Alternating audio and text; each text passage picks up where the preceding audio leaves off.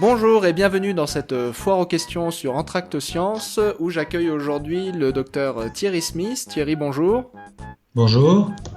Donc Thierry est paléontologue à l'Institut royal des sciences naturelles de Belgique et spécialiste des mammifères paléocènes et c'est pour ça qu'on l'invite aujourd'hui afin de nous parler de ce tout nouvel article qui est sorti il y a une semaine de cela à peu près. Un article qui nous raconte finalement comment les mammifères se sont rediversifiés après l'extinction Crétacé-Paléogène et qui a fait beaucoup de bruit et qui a beaucoup alerté les médias, y compris les médias francophones. Et du coup, c'est pour ça que nous invitons aujourd'hui Thierry Smith, c'est pour justement avoir un commentaire éclairé sur ce que cet article nous apporte de nouveau et peut-être nous apporter aussi un petit regard critique sur son contenu. Donc déjà, peut-être pour commencer, est-ce que tu pourrais nous décrire rapidement le contenu de cet article? Oui, bien sûr, Julien. Donc, cet article est très intéressant parce qu'en fait, c'est pas un article classique de paléontologie.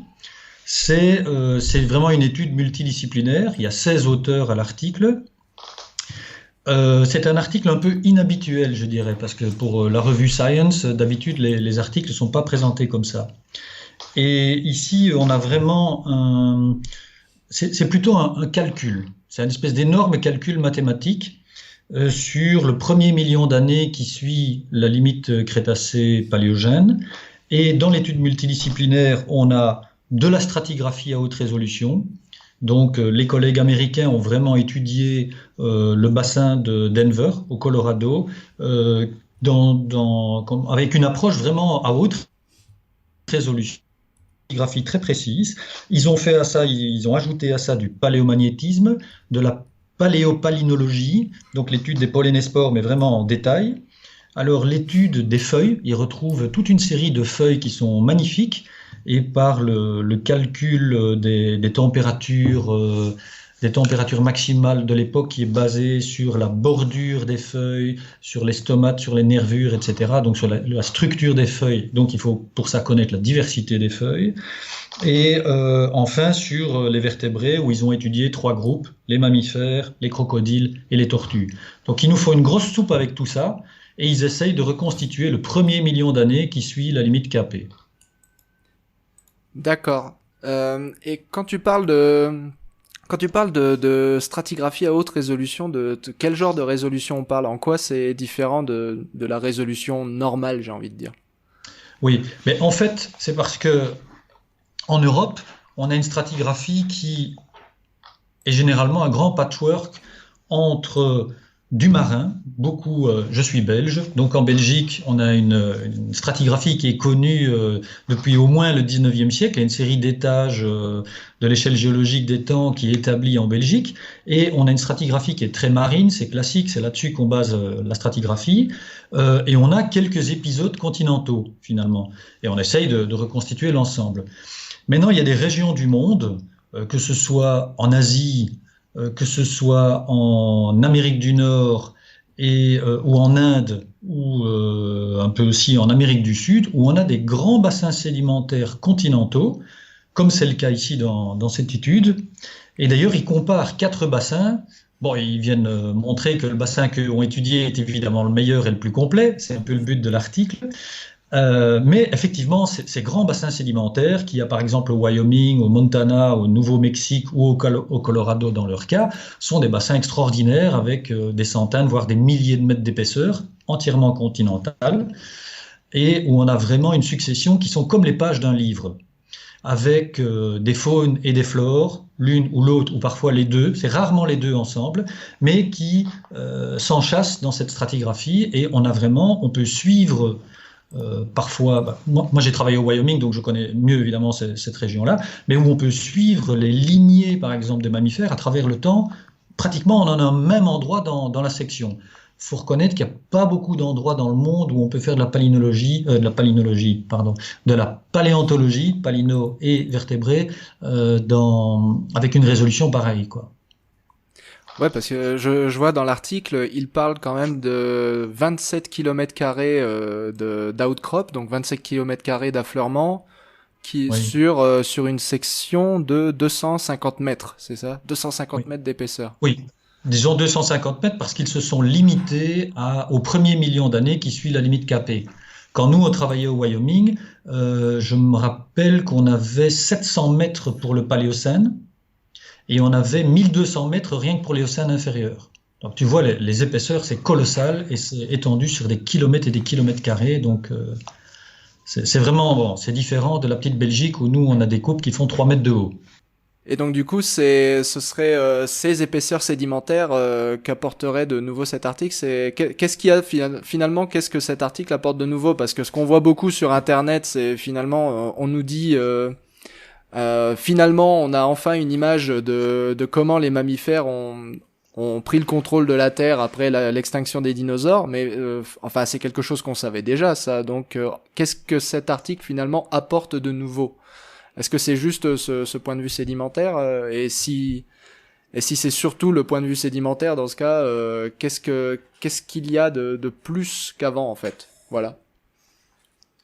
Oui, ben, là j'imagine qu'il y a aussi l'aspect médiatique parce qu'il faut reconnaître qu'ils ont une faune de vertébrés qui est vraiment exceptionnelle pour ce premier million d'années donc qui suit l'extinction des dinosaures. Ça c'est remarquable et à mon avis d'ailleurs dans le futur ils devront étudier ça plus en détail, taxon par taxon, parce que jusqu'ici ce qu'ils disent dans l'article c'est que ces taxons étaient déjà connus. C'est vrai qu'ils étaient déjà connus à l'état plus fragmentaire. Ici ils ont des crânes complets, quoi, hein, dont certains sont gardés en 3 dimensions, vraiment dans un état exceptionnel, quoi. Il n'y a pas d'autre mot qu'exceptionnel. Euh, et là aussi, il faudrait voir la variabilité, il faudrait voir, bon, quand même, c'est un découpage parfois de quelques millions d'années où on a les mêmes espèces qui suivent la limite capée. Il faudrait voir si c'est vraiment les mêmes espèces, il faudrait voir la variabilité dans le détail, etc. J'imagine qu'ils vont faire ça dans le futur. On a effectivement l'impression d'après l'article, qu'on a compris ce qui se passe avec l'apparition, la succession, le développement des mammifères après cette limite capée. Moi, en tant que paléontologue, c'est pas tellement ça que je vois à travers l'article, mais j'imagine que pour les médias, c'était un petit peu compliqué et technique d'expliquer cet article. Ce que moi, je vois surtout, c'est le timing qui suit l'extinction des dinosaures. C'est-à-dire que ce qu'ils expliquent bien, sur base de leurs études multidisciplinaires, je le répète, c'est que dans les 60 à 100 000 ans qui suivent la disparition des dinosaures, il ne reste plus grand-chose. Puisqu'évidemment, on a une extinction des dinosaures, mais on sait bien qu'on a une grosse diminution des espèces dans différents groupes, y compris les mammifères. Il faut savoir que des mammifères qui passent la limite capée, il y en a extrêmement peu. Hein. Et donc ici, ce qu'il montre, c'est que 100 000 ans, environ 100 000 ans après la limite capée, il y a une espèce de ce qu'ils appellent un recovery, hein, donc une reconquête des niches écologiques. On retrouve une certaine diversité seulement 100 000 ans après la limite capée, et à ce moment-là, la diversité des mammifères est environ doublée après 100 000 ans. Ce qu'il constate, c'est que si on se situe à peu près 300 000 ans après cette limite capée, puisque je répète, on peut suivre dans ces bassins une succession qui est magnifiquement complète et qui sont comme les pages d'un livre, donc on peut vraiment se situer précisément où on est. Environ 300 000 ans après la limite capée, on constate que la masse corporelle des mammifères qui se trouvent là a triplé. Donc on a vraiment un développement en taille, en masse, des mammifères.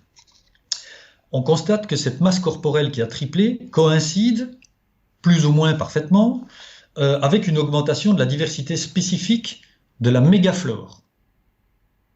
Et enfin, environ 700 000 ans après la limite capée, on constate qu'on a l'apparition de nouveaux mammifères, de nouvelles espèces de grande taille. Alors quand on dit grande taille, c'est pas des éléphants ou des baleines, c'est certain, c'est des animaux qui vont jusqu'à 25 kilos. Il faut savoir que pour des mammifères de cette époque-là, 25 kilos, c'est énorme. puisqu'on vient d'animaux qui ont la taille d'une souris ou d'une musaraigne, arriver à 25 kilos, c'est beaucoup. Et ça se passe sur 700 000 ans, suivant l'extinction des dinosaures. Donc c'est quand même, à l'échelle géologique, c'est rapide. Et alors, pour terminer mon explication, ce qui est très intéressant, c'est qu'il constate que ces trois événements que je viens de citer, 100 000, 300 000, 700 000, correspondent apparemment à des réchauffements climatiques. Alors, ce n'est pas des réchauffements climatiques comme on connaît pour la limite Paléocène-Éocène, qui est un réchauffement climatique bestial, qui d'ailleurs est comparé au réchauffement actuel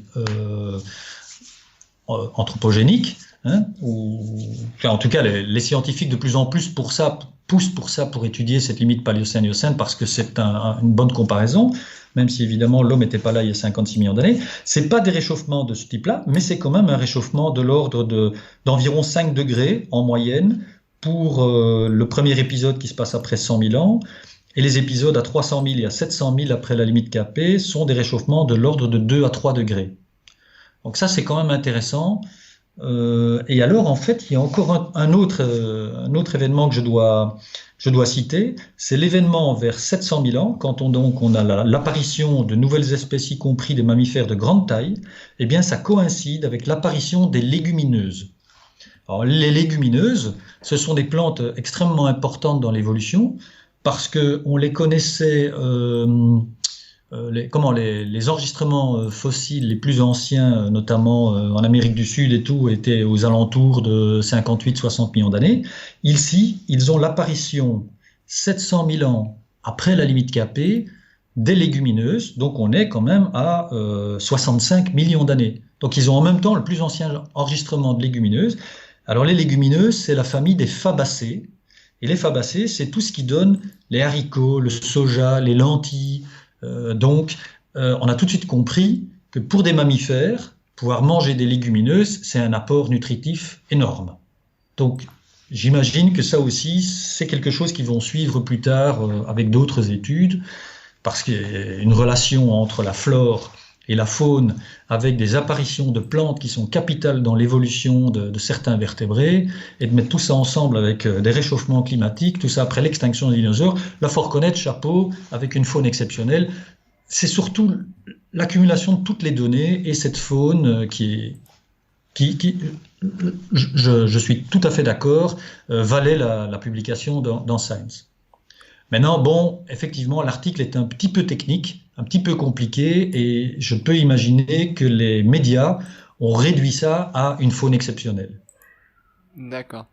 Donc, si on résume tout ça, donc l'apport de cet article, c'est tout d'abord une section continue qui commence, donc une section géologique continue qui commence au Crétacé, qui se continue au début du Paléocène, et donc qui Oui. documente ces variations des faunes de mammifères. Donc on a des mammifères qui faisaient 8 kilos maximum avant la limite Crétacé-Tertiaire, et Mhm. en gros, après ça, donc il y a tous ces paliers de diversification que tu nous as décrits, avec à 100 000 ans une diversité qui est doublée, et en gros à 1 million d'années on a des mammifères de 50 kilos.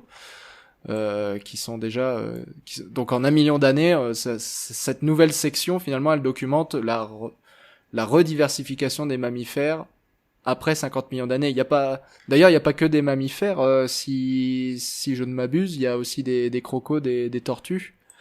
Voilà. Euh, Mais ça, il faut aussi dire que le premier auteur, donc Tyler Lyson, je ne sais pas si on dit Lyson ou Lyson, je suppose Lyson, est en fait un spécialiste de tortues. Donc il y a les tortues qui ont été étudiées aussi, mais évidemment les tortues et les crocodiles ne montrent pas une telle diversification. D'ailleurs, on en parle très peu dans l'article de ces groupes-là. Aussi parce que bon, pour étudier la masse corporelle, c'est évidemment beaucoup plus facile de le faire sur les mammifères, où on sait que la conquête des niches écologiques par des mammifères, vu leur métabolisme assez élevé, les croissances rapides, etc., il vaut mieux étudier ces groupes-là pour voir la reconquête des niches écologiques juste après l'extinction. Oui, ouais, Tyler, c'est un éminent spécialiste des reptiles à la base. C'est un peu. Enfin, à la base, il est connu pour avoir trouvé une momie d'Adrosaure, je crois, qui est la momie de Dakota, si je ne m'abuse. Mhm. Et effectivement, il a fait énormément d'articles sur l'origine des tortues à partir de bah, justement de Notosaurus qui vient d'Afrique du Sud. Donc oui, c'est un peu sa première incursion dans le monde des mammifères, quoi. Mais Voilà, mais il est encadré de paléomammalogistes éminents comme Dave Croze et Stephen Chester. Donc là, j'en vois deux. Oui, c'est ça. Je vois William Clyde. Alors, William Clyde, lui, c'est pas un paléomammalogiste, c'est quelqu'un qui fait du paléomagnétisme, notamment. Donc, en fait, il s'est bien entouré d'une série de spécialistes pour étudier sa section. Mais c'est vrai que la section qu'il a est magnifique parce que tous ces bassins sédimentaires continentaux, euh, très complets quand même, sont retrouvés le long des montagnes rocheuses depuis le Canada jusqu'au Nouveau-Mexique. Et ces bassins, bon, même s'ils sont très complets, au niveau des faunes, par exemple, certains peuvent être très complets pour la faune, mais la flore n'est pas extraordinaire. D'autres ont une flore et une faune superbes, mais la succession stratigraphique a quelques hiatus. Et ici, bon, il a une très bonne section et en plus, il a quasi tout dedans, quoi. Donc, il a pu étudier ce premier million d'années dans le détail. ouais, puis il y a aussi la quantité de proxys qu'ils ont pu utiliser pour les dates, parce que ça, c'est quelque chose. Enfin, justement, puisqu'on parlait de la stratigraphie à haute résolution, cette stratigraphie à haute résolution, elle est extrêmement dépendante des datations. Et là, pour le coup, Oui. il a vraiment pu appliquer une quantité de techniques différentes pour s'assurer que les datations étaient bonnes, Tout à fait. D'ailleurs, qui, ils ont un niveau de cendre volcanique qui est daté en datation absolue. Donc, bon, oui, j'allais dire, ils ont de la chance, mais je veux dire, la région est extraordinaire, hein, ça c'est clair. Géologiquement, c'est superbe, hein. ouais. Ouais, là, je sais qu'on a des auditeurs qui sont souvent sceptiques quand il s'agit de datation, mais là, il y a quand même, alors l'utilisation, ils disent dans l'article donc qu'ils ont utilisé, bon, déjà ils ont utilisé les intervalles, comment ça s'appelle, les North American Land Mammal Age, donc Oui, c'est ça. ils ont utilisé la biostratigraphie mammalienne, la palynologie, donc il y a aussi une biostratigraphie palynologique qui coïncide avec. Trois magnétochrones, ça veut dire qu'ils ont utilisé les inversions de champ euh, les inversions de Magnétique, champ oui. magnétiques pour dater leurs roches. Ils ont utilisé donc une datation radiométrique sur ce niveau de cendres volcaniques. Enfin bref, ils ont vraiment énormément de techniques différentes et indépendantes pour dater Voilà. pour dater cette Je section. suppose que c'est pour ça que ça explique le fait qu'il y ait 16 auteurs, quoi. Oui, c'est vrai que du coup, il faut du monde, il faut une grande quantité de spécialistes. Et je vais rebondir sur déjà sur la préservation. Tu as parlé du coup de la préservation exceptionnelle. Comment ça se compare avec ce qu'on trouve ailleurs au même âge cette préservation? C'est-à-dire, bah, trouver des crânes complets, on est d'accord que finalement c'est assez commun dans le Crétacé. Je veux dire, des crânes de dinosaures complets, ils en ont quand même beaucoup en Amérique du Nord au Crétacé. Alors est-ce que c'était pas pareil pour les mammifères en gros au Paléocène? Non, c'est pas du tout pareil parce qu'en fait, bah, c'est peut-être un peu paradoxal, mais on a beaucoup plus de crânes anciens que de crânes plus récents, sauf si évidemment on se trouve dans le néogène ou dans le quaternaire, mais dans le paléogène, on n'a pas tant de crânes que ça, sauf certains sites bien connus. Et le paléocène est malheureusement toute une période qui est extrêmement mal connue, même si elle est connue depuis longtemps. La faune de mammifères en particulier est mal connue. Par exemple, en Europe, on sait très très peu parce qu'il n'y a que quelques sites qui sont connus. Il y a le site de Cernay et Berru dans le bassin de Paris, où on a dans le gisement de Berru effectivement des crânes complets, dont un certain nombre de crânes qui sont restés en 3 dimensions. Et là, on connaît relativement bien cette faune, mais elle date du Paléocène supérieur. Donc on sait qu'on est enfin pas loin, mais déjà à 7-8 millions d'années de la limite capée. Donc pour comprendre ce qui s'est passé, c'est pas l'idéal. On est déjà avec des mammifères d'assez grande taille, donc on n'a pas tous les événements après la limite capée. En Asie, on a quelques gisements déjà pas mal du Paléocène, mais souvent on a des problèmes de datation en Asie. La succession n'est pas aussi complète que les grands bassins sédimentaires ouest-américains et la biostratigraphie n'est pas toujours au point, donc c'est pas facile de dater les sites. Maintenant, il faut reconnaître que les Américains dans l'Ouest américain travaillent là depuis longtemps. Ils savent qu'ils ont des bassins très complets et donc aller travailler spécifiquement sur le premier million d'années qui suit la limite capée et être tombé finalement sur ces sites qui ont donné ces faunes exceptionnelles, là, c'est vraiment, ils ont énormément de chance, hein. Donc, je pense que dans le futur, il faut qu'une série de gens se penchent là-dessus pour étudier les faunes aussi dans le détail maintenant, parce qu'on peut peut-être comprendre d'autres choses. Ouais, oui, parce que là, pour l'instant, ils ont pas décrit enfin, ils ont identifié ceux qu'ils ont trouvé, les espèces qu'ils ont trouvées, mais au final, il y a probablement des nouvelles espèces qui vont se trouver dans le lot et même des choses qu'on ne savait pas à propos d'espèces déjà connues. Euh, Je pense aussi, ils n'en parlent pas dans l'article.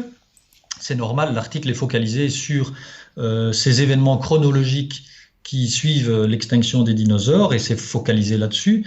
En fait, j'ai envie de dire, c'est un article qui donne un peu l'eau à la bouche, puisqu'on voudrait maintenant savoir quelle va être la suite, quoi. Euh, Parce que oui, dans les mammifères, bon, moi je vois ici sous les yeux des photos de crânes, il y a des animaux qu'on connaissait que par des fragments, et là on a des crânes complets, donc oui, c'est assez exceptionnel. On se demande, bon, est-ce qu'il y a tout du matériel post-crânien associé à ça? Parce que pour avoir autant de crânes complets, il doit y avoir le reste. mhm. Et donc, est-ce qu'ils peuvent pas tenter des reconstitutions de ces mammifères?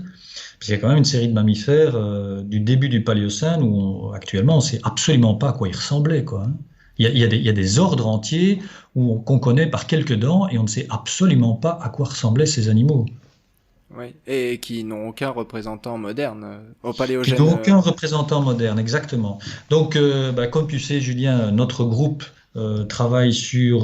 essaye de travailler sur l'origine des mammifères modernes. Les mammifères modernes, c'est-à-dire les mammifères qui existent aujourd'hui, leur premier représentant apparaît il y a 56 millions d'années, c'est-à-dire 10 millions d'années après cette extinction des dinosaures, donc 10 millions d'années après la limite capée. Et donc, c'est vrai que ces 10 millions, donc on comprend plus ou moins ce qui se passe les 56 derniers millions d'années. Donc, dès qu'on a les premiers mammifères modernes, de là, donc les primates, les chauves-souris, les cétacés, les rongeurs, les carnivores vrais, donc apparaissent il y a 56 millions d'années dans l'enregistrement fossile. Ça ne veut pas dire ils apparaissent en tombant de la planète Mars, c'est pas ça. Parfois on pense ça parce que comme on trouve pas leurs ancêtres, à la fin on en a marre et on dit bon ben partons du principe qu'ils viennent de la planète Mars, ça va simplifier nos recherches parce que là on devient fou, ça fait un siècle et demi qu'on travaille là-dessus et qu'on ne trouve pas les ancêtres.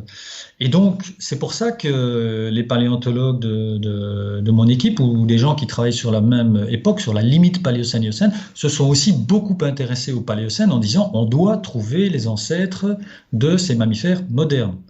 Et jusqu'ici, on a tout le temps des taxons qu'on dit archaïques parce qu'ils s'éteignent dans le courant de l'Éocène, probablement par compétition avec les mammifères modernes qui devaient être plus efficaces.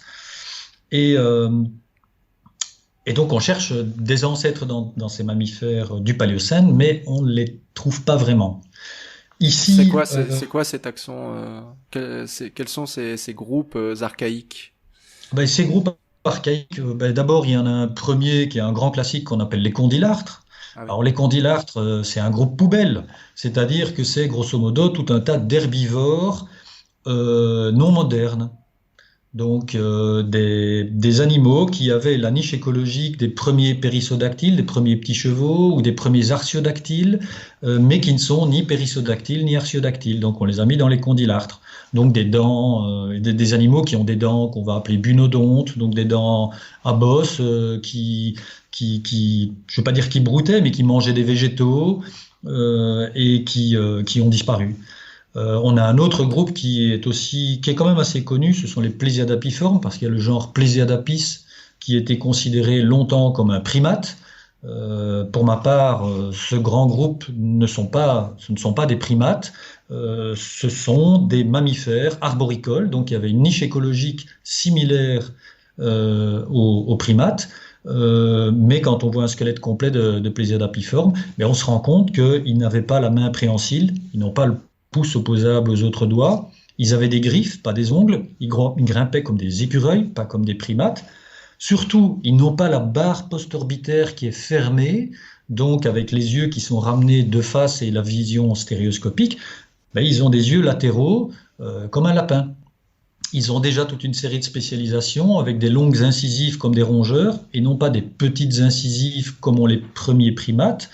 Ils ont déjà des réductions, voire des disparitions de prémolaires que n'ont pas les premiers primates. Enfin, pour moi, tout ce groupe des Plésiadapiformes ne donne pas les primates. Je veux bien qu'ils soient groupe frère assez lointain, mais en tout cas, pour moi, ils ne donnent pas les primates.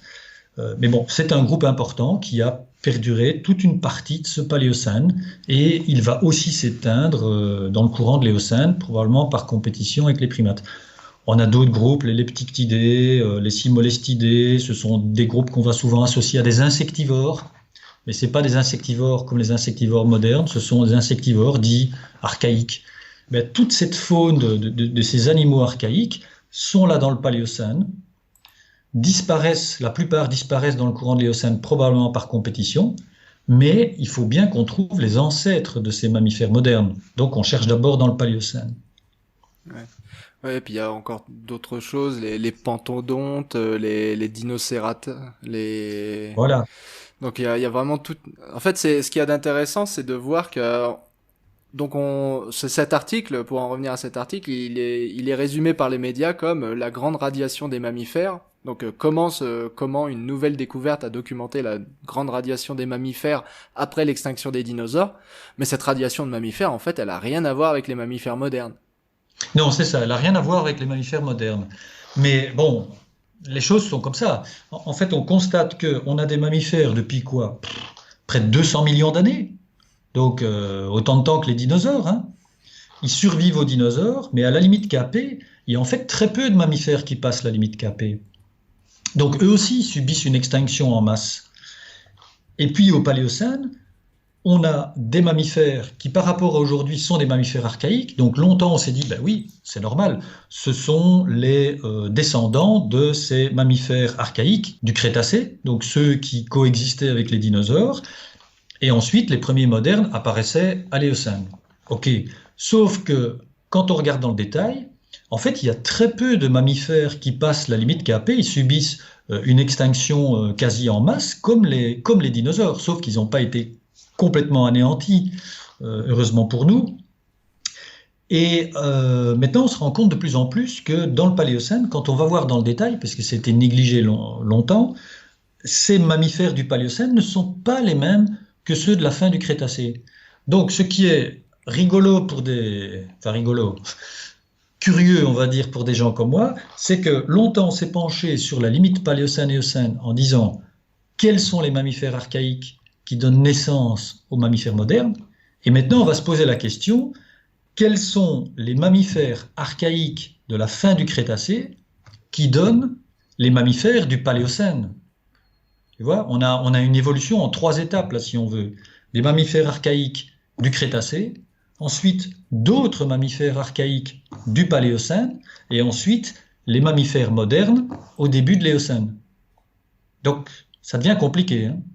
Oui, oui, c'est d'autant plus compliqué que se sont rajoutés à ça il y a quelques années les phylogénies moléculaires, hein, qui se sont mis Oui, tout à à fait. balancer des dates assez folles sur l'origine des mammifères placentaires, c'est ça? Oui, oui, oui, oui. Ben, pour les groupes donc dits modernes, on a des datations qui... Bon, je n'ai pas tellement suivi tout ce qui est phylogénie moléculaire, mais on va un petit peu dans les deux sens. Enfin, dans les deux sens. Souvent, les séparations entre groupes sont dans du Crétacé, là où nous, on constate chaque fois qu'on a les plus anciens représentants à la base de l'Éocène. Mais force est de constater que ces premiers représentants ont déjà quand même toute une série de spécialisations.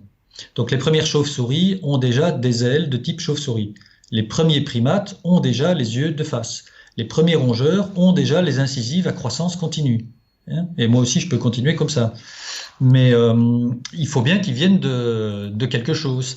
C'est pour ça qu'on cherchait tout un temps dans le Paléocène. Bon, de là à remonter jusqu'au Crétacé pour dire tous ces ordres vont chercher naissance dans le Crétacé, c'est vrai que pour nous, c'est un petit peu difficile. On ne s'attend pas à des dates aussi reculées.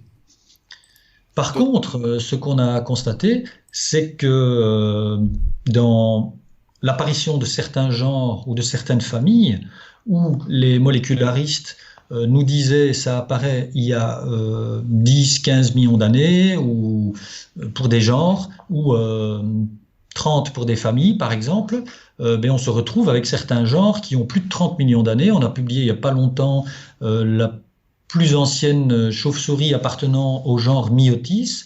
Myotis, c'est une chauve-souris qui aujourd'hui est une des plus communes du monde, qui se retrouve presque sur tous les continents sauf l'Antarctique.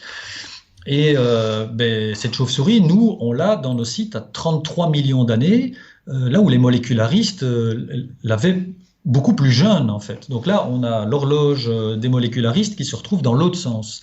Donc, à mon avis, il y a des choses à mettre au point du côté des paléontologues, mais aussi du côté des gens qui font de la phylogénie moléculaire. Parce qu'il ne faut jamais oublier que la phylogénie moléculaire a besoin de références et que les références, ce sont des fossiles avec des datations. Donc, c'est comme un appareillage avec un étalonnage. Hein. Oui, c'est le l'œuf et la poule, quoi. C'est ça. D'accord. Donc pour en revenir un petit peu à cet article et peut-être aux éventuelles limitations, parce que c'est vrai qu'on fait beaucoup l'éloge de cette étude, mais c'est vrai elle a des limites. Et je crois que l'une de ces limites qui vaut le coup d'être mentionnée, bah, c'est qu'on a effectivement une très belle section, mais ça n'est qu'une section et qu'elle est en Amérique du Nord, et que l'Amérique du Nord, c'est quand même une faune qui est très atypique au Paléocène. Oui, tout à fait. On a donc une faune atypique pour nous, Européens, pour moi, Européens, toi tu es en Afrique du Sud, euh, qui est atypique pour l'Asie, c'est sûr. Pourquoi? Parce qu'au Paléocène, on constate que les faunes sont très endémiques. Donc, la faune nord-américaine n'est quasi connue qu'en Amérique du Nord, avec quelques groupes qui sont partagés avec l'Asie et quelques groupes qui sont partagés avec l'Europe. Mais l'essentiel est typiquement nord-américain. En Europe, c'est la même chose. On a nos groupes. Et en Asie, ils ont leurs groupes. Donc le Paléocène est quand même assez endémique. Même si avec les études plus approfondies des 10-20 dernières années, on a ajouté quelques groupes à la liste des taxons cosmopolites qui se baladent sur les trois continents de l'hémisphère nord. Dans l'ensemble, on en a très peu. À l'Éocène, c'est juste l'inverse. On constate qu'on a les premiers mammifères modernes, ils apparaissent extrêmement vite, en quelques dizaines de milliers d'années.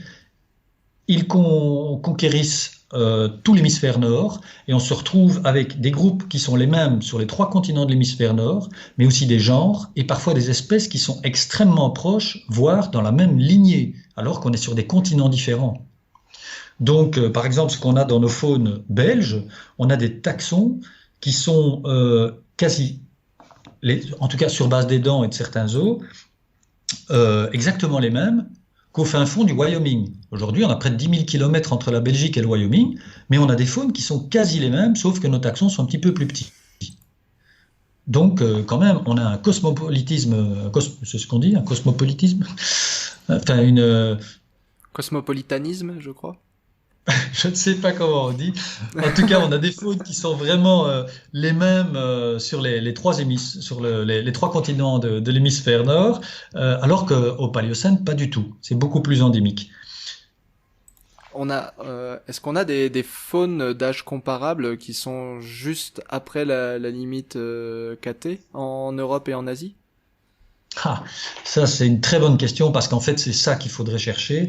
En Europe, la plus ancienne faune est justement en Belgique, mais elle ne date pas de la base du Paléocène inférieur. C'est de la fin du Paléocène inférieur. On est à, j'ai envie de dire 62, peut-être 63 maximum millions d'années, alors qu'ici, il balaye le premier million d'années, donc de 66 à 65. Donc on n'est pas dans le premier million d'années. Dans les Pyrénées espagnoles, il y a un taxon qui a été publié, qui est un petit multituberculé appartenant à un groupe endémique de l'Europe. Et je crois qu'il y a 5-6 dents qui ont été publiées, mais c'est une seule bestiole qui a été retrouvée dans une coupe du côté de Tremp, dans les Pyrénées espagnoles. Et donc, c'est pas toute une faune. Donc, on ne sait pas vraiment faire d'études du timing et de l'évolution des mammifères à ce moment-là. Donc, c'est clair que c'est la force des Américains, c'est d'avoir ce premier million d'années relativement complet à cet endroit-là, avec une faune et qu'ils peuvent étudier dans le détail. Mais effectivement, ils ne peuvent pas le comparer au restant de la planète.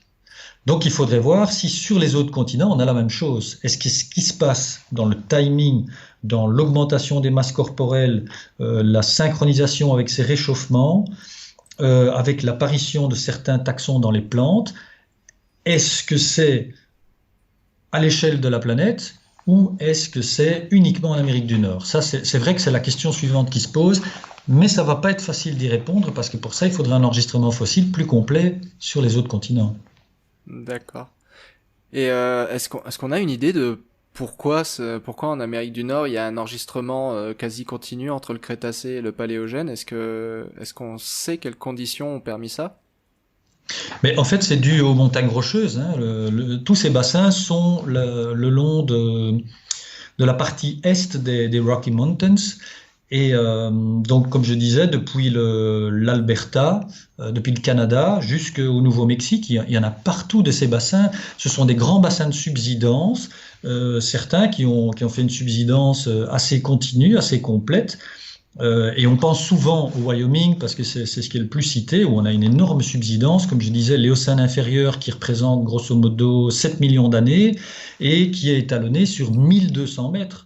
1200 mètres de couches continues, quasi sans hiatus. De temps en temps, ça correspond à ce qu'ils appellent des floodplains, des plaines d'inondation, où on a une alternance de paléosol, de plaines d'inondations, de paléosol, de plaines d'inondations, etc., comme ça pendant des millions d'années, et des faunes qui se retrouvent en général dans ces paléosols, et parfois dans les plaines alluviales, on a des chenaux. Nous, par exemple, on a fouillé des chenaux en tamisant. Donc les collègues américains nous ont appelés pour notre expertise, qui est le tamisage, parce que en Belgique, vu la succession rikiki qu'on a, nous on fouillait dans des chenaux, on était content quand il y en avait, on n'a pas une succession de 1200 mètres, puisque le reste ce sont des dépôts marins en général. Donc on a l'habitude de tamiser, c'est ce qu'on est allé faire chez eux dans ces chenaux, et donc on a sorti toute une microfaune qui était extrêmement concentrée, donc ils étaient assez étonnés parce qu'ils ramassent donc à même le sol, depuis plus d'un siècle, ils ramassent à même le sol. Donc ils ont souvent des très beaux fossiles, très complets, mais ils n'ont pas toujours une idée de la variabilité. Parce que pour ça, il faut retrouver beaucoup et pouvoir étudier la variabilité dentaire pour voir un petit peu la souplesse de chaque taxon, hein, voir sa variabilité morphologique. Et aussi, souvent, ils rataient les petites espèces qu'on retrouve quasi que par tamisage. D'accord. Ouais, donc il y a aussi pas mal de choses. Ça peut être aussi une des perspectives pour le futur de l'étude de cette nouvelle section. Ce serait qu'ils regardent un peu moins les grosses espèces qu'ils ont trouvées dans ces espèces de nodules là qu'ils nous montrent dans les revues de presse et qu'ils s'intéressent plus au tamisage et éventuellement qu'ils trouvent aussi une plus importante microfaune. Donc une plus importante diversité. Oui, je pense que ce serait intéressant d'essayer de trouver une microfaune. Ils ont quelques taxons de petite taille, mais quand je dis petite taille, le crâne fait quand même au moins 10 centimètres. Donc, pour nous, c'est parfois grand déjà, puisqu'on peut travailler sur des taxons dont le crâne fait 2 centimètres. Hein. Donc, on voit tout de suite que la taille des dents, ben, elle sera 5 fois plus réduite aussi. Et nous, on trouve les dents par tamisage. Bon, faut être honnête, hein, ils ont des crânes complets. Je préférerais travailler sur des crânes complets que sur des dents isolées. Mais c'est sûr que pour avoir une idée de la variabilité, pour connaître les taxons qui sont encore plus petits que ces crânes de 10 centimètres, il faudrait effectivement probablement faire du tamisage. Mais pour ça, il faut des niveaux concentrés, comme je dis, des niveaux fluviatiles, donc des remplissages de rivières. Il n'y en a pas partout. Et qu'est-ce que je voulais dire d'autre avec ça? Oui, ça va augmenter la diversité s'ils trouvent ça. Mais bon, oui, voilà. Oui, il faut savoir aussi qu'au Paléocène, surtout au début du Paléocène, la diversité est relativement faible. Par exemple, dans le bassin du San Juan, au Nouveau-Mexique, je n'y étais qu'une seule fois, que quelques jours, mais en quelques heures, on trouve des fossiles partout. C'est vraiment impressionnant. Mais de nouveau, on ramasse au sol, donc on ne sait pas on ne trouve pas toujours les petits taxons. Et si les chercheurs ont fouillé là depuis plus d'un siècle, en fait, ils ont une très faible diversité. Donc on se rend compte que dans les premiers millions d'années qui suivent la limite KP, on n'a pas une grande diversité de mammifères, hein, c'est très faible.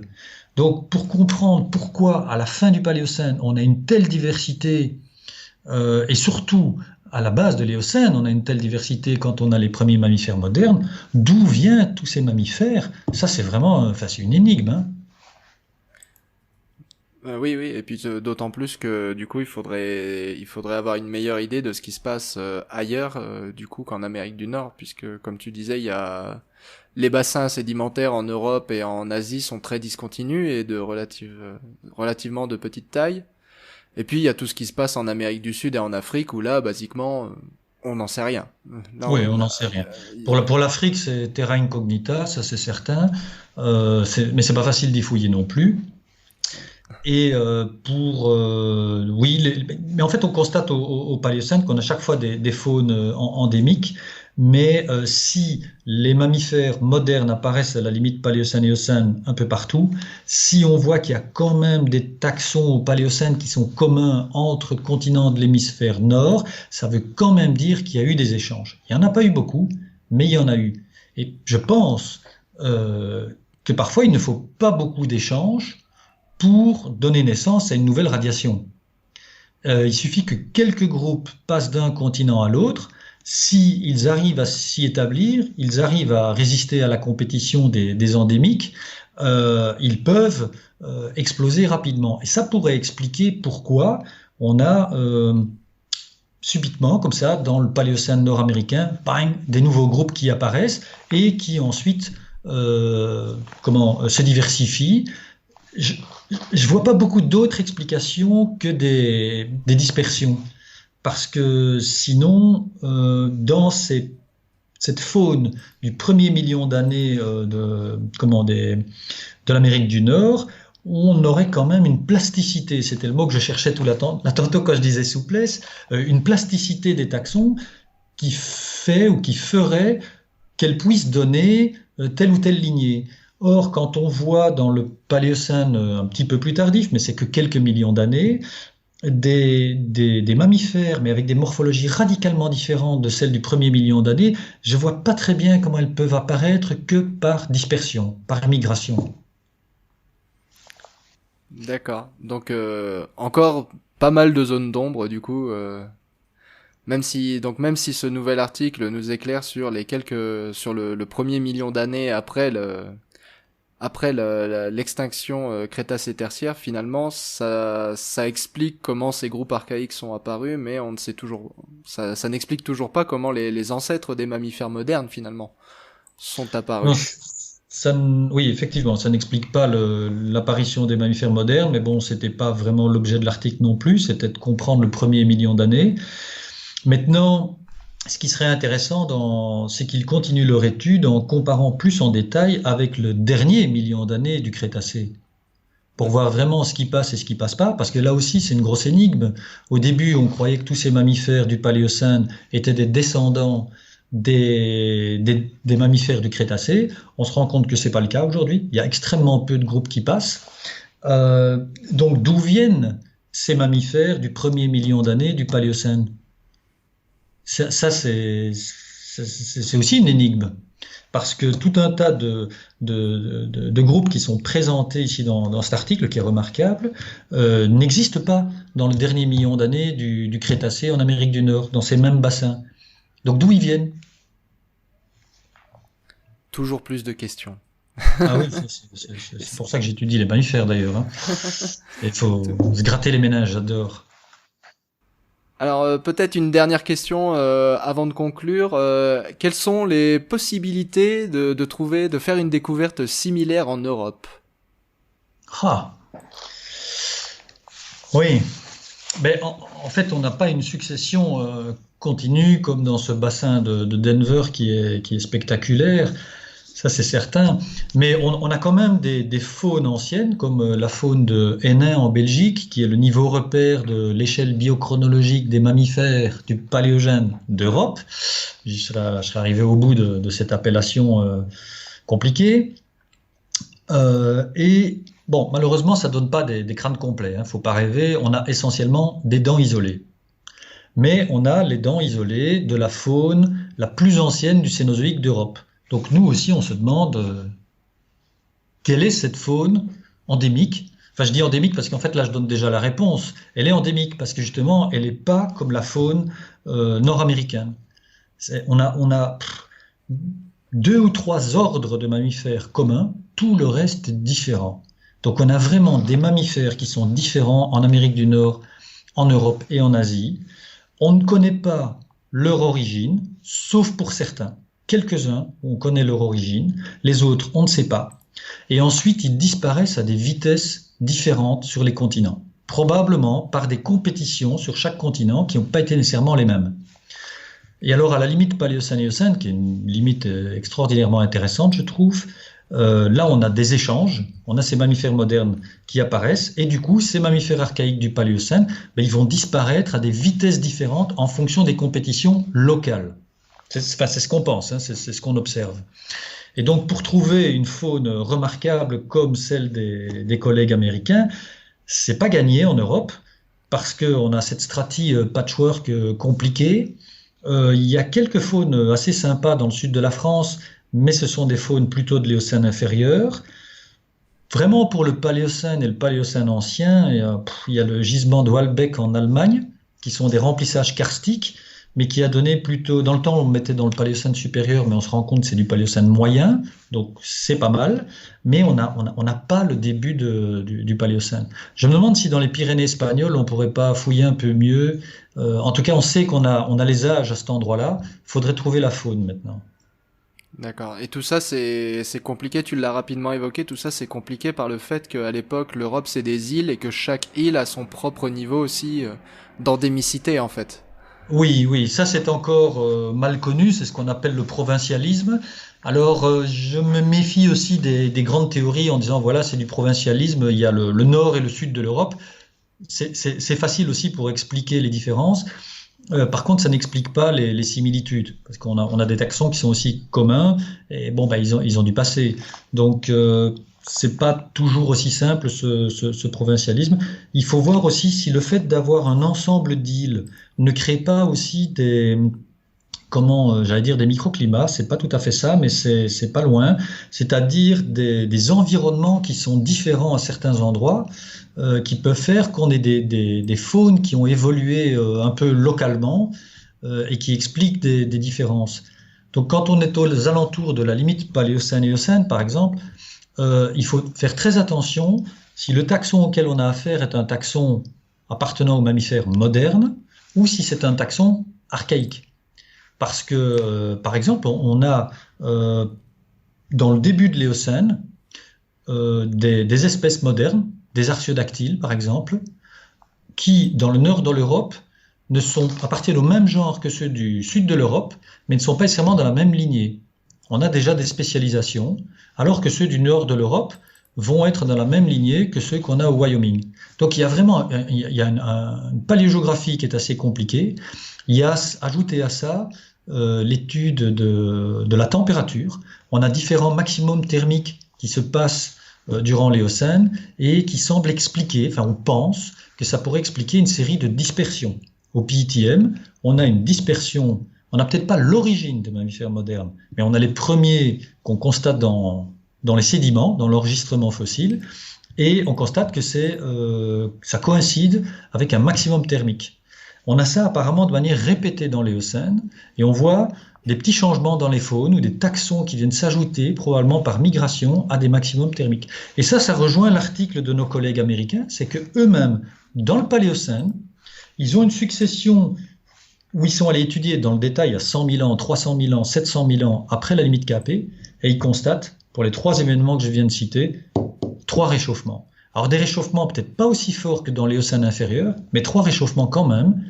Et donc l'étude de la paléoclimatologie liée aux faunes et aux fleurs, c'est probablement quelque chose de très important pour le futur.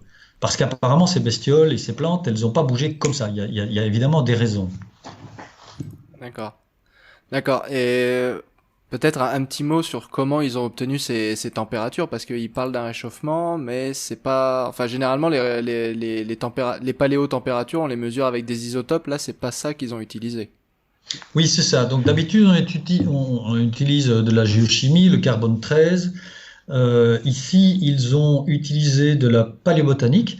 Donc, ils ont étudié des feuilles. Ils ont dû déterminer les feuilles, les groupes auxquels, donc des plantes fossiles, à quelles plantes fossiles ça appartient, et ensuite étudier la forme de ces feuilles. Donc, les denticules qu'on a sur les feuilles, sur la bordure des feuilles, est indicatrice de la température. On peut comparer ça avec la flore actuelle. La taille des feuilles joue aussi, la nervation des feuilles joue aussi, et donc tout ça leur permet de faire des calculs de température, mais qui sont des calculs par comparaison aux flores actuelles. D'accord. Donc ça demanderait éventuellement à être appuyé aussi par des analyses géochimiques dans le futur. Oui, probablement que si on faisait de la géochimie, ça permettrait. Mais à mon avis, ça va confirmer ce qu'ils obtiennent parce que ça pourrait changer l'ordre de grandeur des températures, mais le fait qu'ils voient des augmentations de température, c'est très probablement réel, quoi. Ça D'accord. changera pas l'information de base. D'accord. Donc une fois de plus, le réchauffement climatique sera la clé. Pour- Oui, c'est ce qu'on se dit souvent, mais enfin, force est de reconnaître que maintenant qu'on a la clé, on essaye cette clé dans différentes serrures et on voit que souvent ça ouvre des portes. Bon, donc du coup ça devient un peu à la mode, et il faut sans doute pas exagérer, mais là où ça peut être vraiment bien mis en évidence, ça vaut la peine. Alors est-ce que tout s'explique par simplement des réchauffements climatiques ou des refroidissements aussi, hein, comme la limite Éocène-Oligocène? Je pense que tout ne s'explique pas par ça, évidemment. D'accord. D'accord, bah merci beaucoup. Donc là, c'est un peu le moment où j'ai envie de conclure, mais peut-être avant ça, est-ce que tu as une dernière chose, quelque chose qui te tient à cœur à dire avant la conclusion? Oh, ben, rien de particulier, si ce n'est que j'encourage tout le monde à étudier les mammifères fossiles. C'est les plus belles études paléontologiques qu'on peut faire, bien sûr. Voilà, non, je blague, mais bon. Je suis content que tu m'aies appelé pour cette interview sur cette faune de vertébrés qui est quand même assez exceptionnelle. À nouveau, ça tire la couverture vers nos collègues américains. Bon, c'est publié dans la revue American Science, c'est pas pour rien, mais il faut reconnaître que bon, l'article, en tout cas pour des spécialistes comme nous, l'article est quand même assez exceptionnel. C'est vraiment une faune exceptionnelle et un enregistrement exceptionnel. Donc ça, je vais pas critiquer nos collègues. Il y a des études de détail à faire, c'est certain, mais ça reste quand même. Ils viennent de faire un grand pas, quoi. Donc là, on va voir la suite avec les yeux bien écarquillés comme des primates nocturnes. D'accord, bah merci beaucoup de nous avoir accordé cette interview. J'espère qu'on se reparlera bientôt pour de nouvelles découvertes. Et puis je vous dis à tous à très bientôt sur notre chaîne. Au revoir.